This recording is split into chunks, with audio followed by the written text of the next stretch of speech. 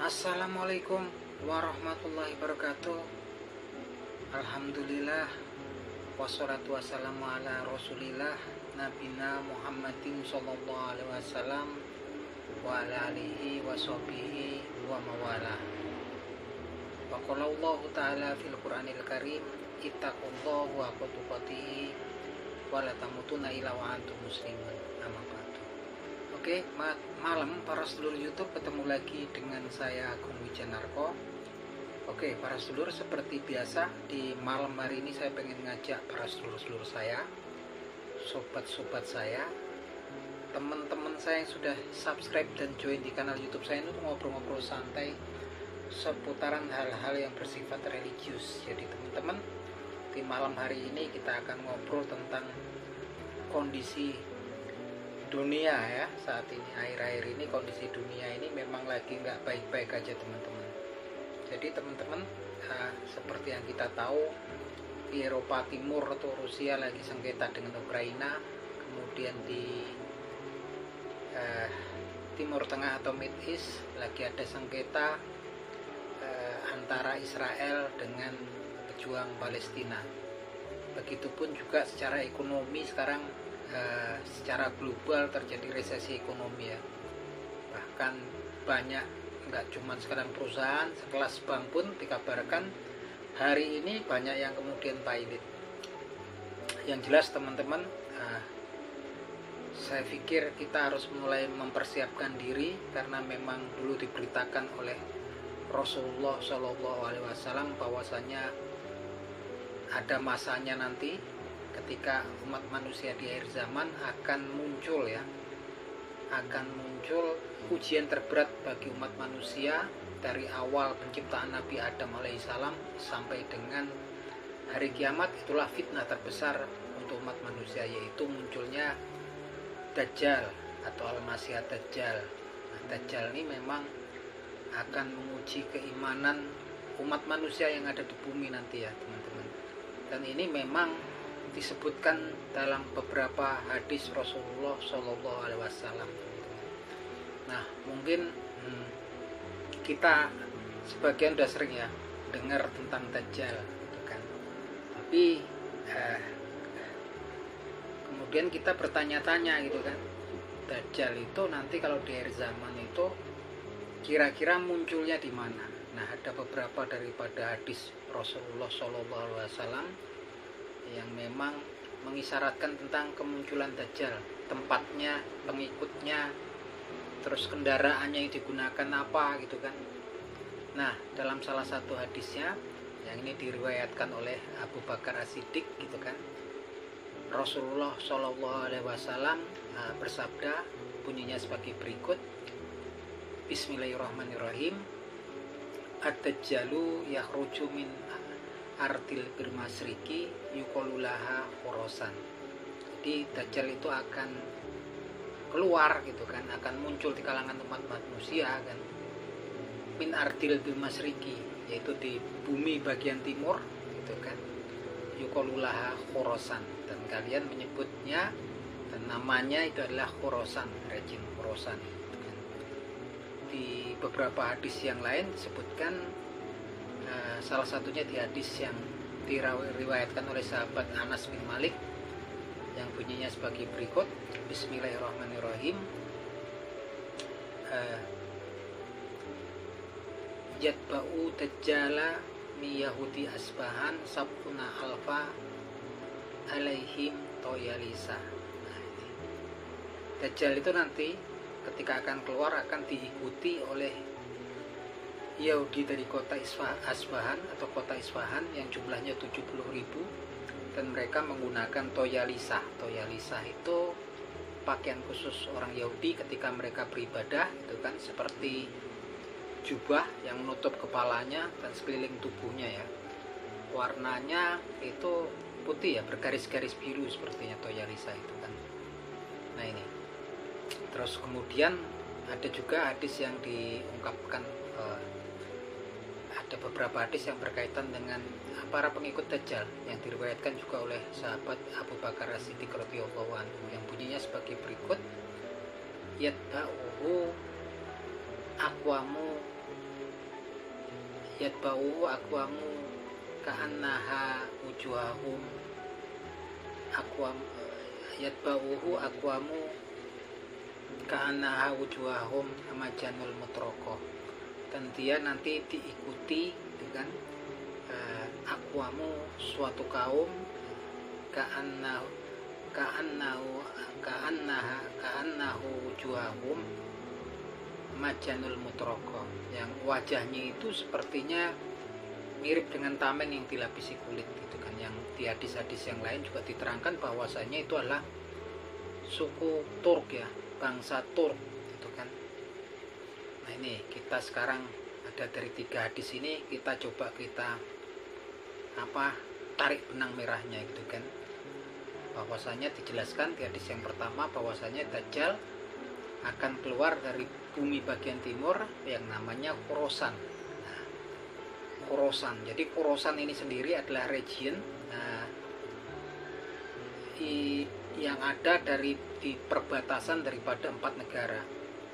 Ada di sini Iran, kemudian di sebelahnya adalah Turkmenistan, di sisi yang lain adalah kemudian Afghanistan, dan di bagian yang lain lagi adalah Pakistan. Jadi memang regionnya itu luas. Dia di perbatasan, sebagian ada di Iran, sebagian ada Turkmenistan, sebagian ada di Afghanistan, dan sebagian juga ada di Pakistan. Jadi udah jelas ya ini ya, Khorasannya sendiri daerah yang disabdakan oleh Rasulullah Shallallahu Alaihi Wasallam dulu. Ini regionnya ada Khorasan, dan sekarang kalau kita fokus salah satunya di satu negara yaitu di Iran, dia udah jadi provinsi ya, yang wilayahnya ada di Iran gitu kan.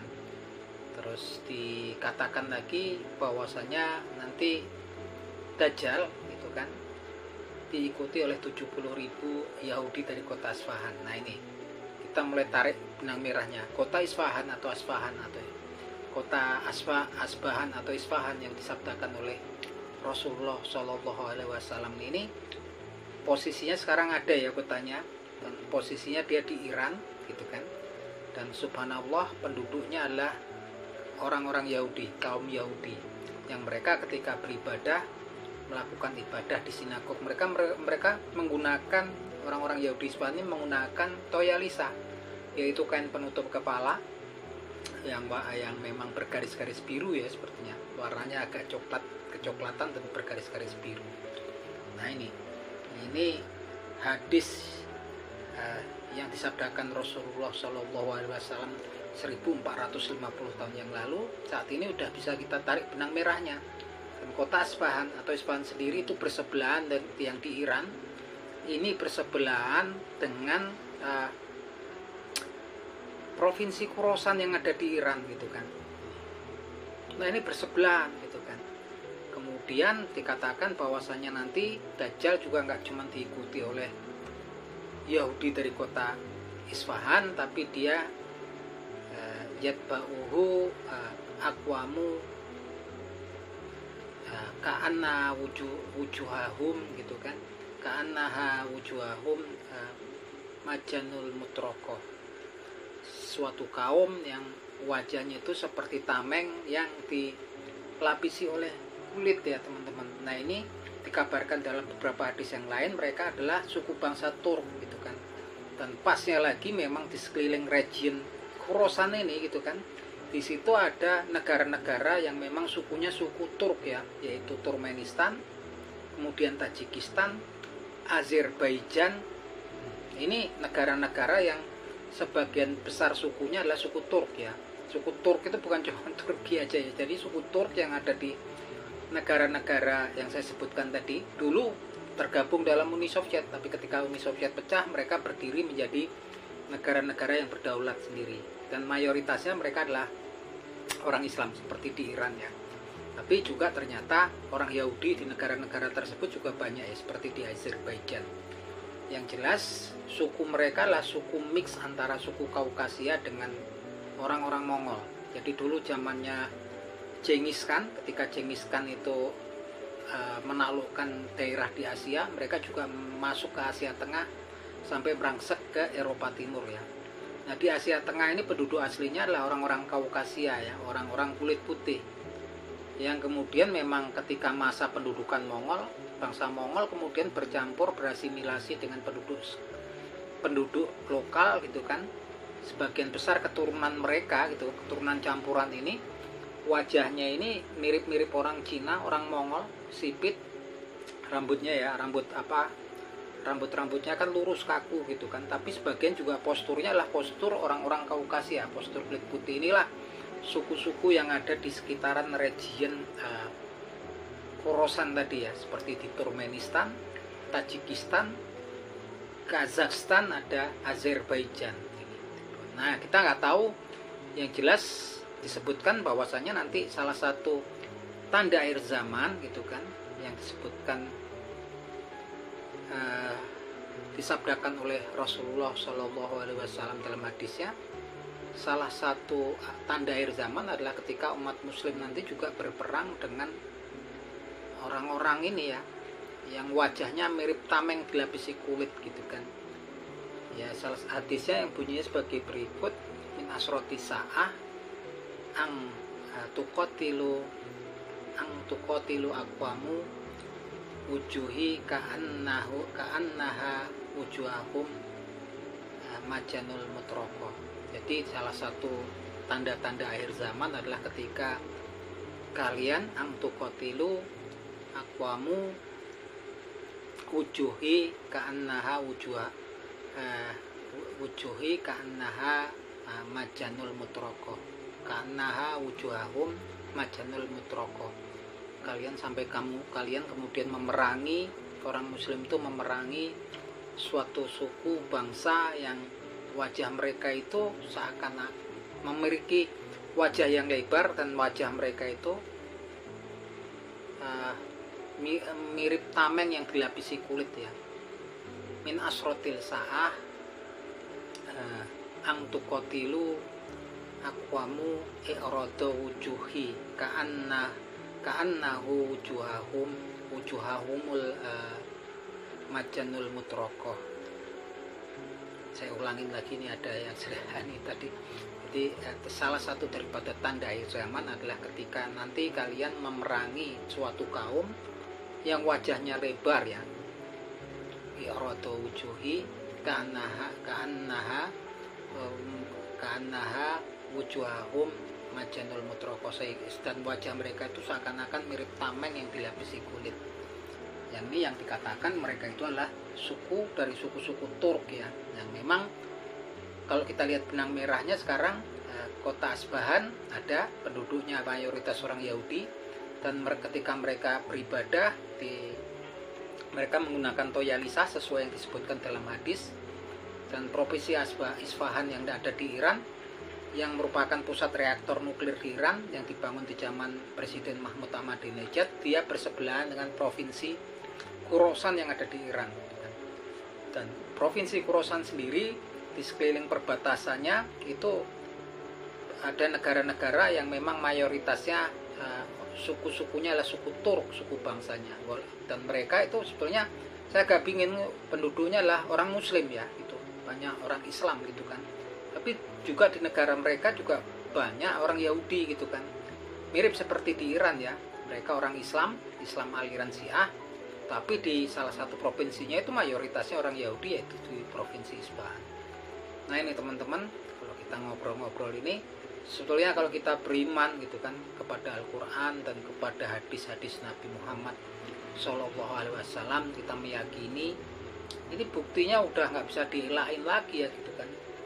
Walaupun kalau saya lihat sendiri bahwasanya di provinsi Khorasan sendiri yang ada di Iran, tempatnya sangat indah ya teman-teman, masih alami gitu kan, tempatnya indah, masih alami, dan alamnya itu wah bagus banget gitu kan, dan terkesan memang jauh dari teknologi ya. Karena kalau di kampung-kampungnya itu rumahnya saja di kota di provinsi Khorasan itu pedesanya rumahnya masih dari bata, dari tanah liat, dan kemudian semennya itu untuk lumur dindingnya itu dari tanah liat gitu kan. Dan sebagian besar penduduknya adalah peternakan dan juga pertanian usahanya gitu kan. Nah kita nggak ngerti, yang jelas itu sudah disebutkan oleh Nabi Muhammad SAW bahwasanya Dajjal nanti akan muncul khuruj dari rejim Khorasan tersebut. Yang jelas, dan dia akan diikuti 70.000 Yahudi dari kota Asbahan. Kota Asbahannya sekarang sudah ada. Yahudinya juga mayoritas di situ. Dan kemudian dia dikatakan akan diikuti itu kan oleh suatu kaum yang wajahnya itu lebar, itu kan, suatu kaum yang wajahnya mirip dengan perisai yang kemudian dilapisi kulit. Dan mereka dikatakan di hadis yang lain adalah bangsa-bangsa Turk. Dan sekarang suku bangsa Turk itu sudah pada menjadi negara gitu kan, yang di sekeliling daripada rejim Khorasan. Nah, kita nggak tahu ya, memang sekarang yang disebutkan itu sudah bermunculan gitu kan, bahkan sampai kemudian salah satu daripada tanda akhir zaman dalam hadisnya Nabi Muhammad SAW dikatakan nggak akan datang hari kiamat itu sampai kemudian kalian memerangi ya suatu kaum itu kan yang wajahnya lebar, irodo wujuhi kanahu wujuhahumul majanul mutroko, seakan-akan dan wajahnya itu seperti perisai yang dilapisi kulit. Nah, ini teman-teman, yang jelas saat ini memang sudah jelas sekali ya, itu sudah bermunculan tanda-tanda tersebut. Jadi bagi kita ya orang-orang yang beriman itu kita harus berlindung pada Allah Subhanahu wa taala sesuai dengan pesan Nabi Muhammad SAW, bahwasanya kita kalau mau selamat daripada fitnahnya Dajjal, kita bermohon perlindungan kepada Allah Subhanahu wa taala. Jadi bermohon perlindungan seperti pada tasawuf akhir ya, sebelum kita mengucapkan salam, kita memohon perlindungan dengan doa yang bunyinya sebagai berikut. Allahumma inni a'udzubika min azabil qabri wa min azabin nari wa min fitnatil mahya wal mamati wa min fitnatil masih dajjal. Ya Allah, aku berlindung padamu dari azab kubur dan azabnya neraka, dan dari fitnahnya hidup dan fitnahnya mati, dan dari fitnahnya dajjal. Dan di hadis yang lain dikatakan oleh Nabi Muhammad SAW, man hafidho asroh ayati min awali suratil kahfi usima minat dajjal. Barang siapa hafal daripada 10 ayat awal daripada surat Al-Kahfi, maka dia akan terlindung dari fitnahnya Dajjal. Maka teman-teman, tunggu apa lagi? Saya pikir kita saat ini memang sudah di fase akhir zaman. Kita ini fasenya kita ini gitu kan. Ini tanda-tandanya udah bermunculan semua, itu kan. Kita nggak usah tunggu-tunggu lagi. Kita bermohon perlindungan kepada Allah Subhanahu wa taala, dan kita menghafal 10 ayat awal daripada surat Al-Kahfi. Insya Allah Allah Subhanahu wa taala akan melindungi kita dari fitnahnya Dajjal. Oke, gitu teman-teman. Matur nuwun pada nonton video saya. Semoga teman-teman mendapatkan pahala dari sisi Allah Subhanahu wa taala. Begitupun juga saya. Akhir kata, wabillahi taufik wal hidayah. Wassalamualaikum warahmatullahi wabarakatuh.